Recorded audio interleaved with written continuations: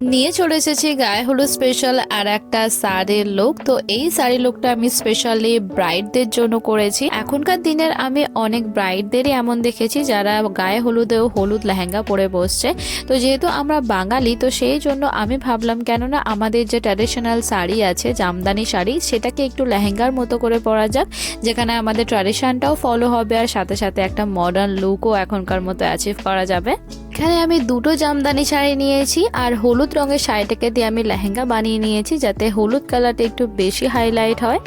তারপর আমি বেগুনি রঙের শাড়িটাকে দিয়ে আঁচল বানিয়েছি, আর যতটুকু এক্সট্রা ফ্যাব্রিক ছিল সেটাকেও আমি নর্মালি কুঁচি বানিয়ে বাঁ দিকের কোমরে ভালোভাবে গুঁজে নিয়ে পুরো লুকটাকে আমি কমপ্লিট করে নিয়েছি।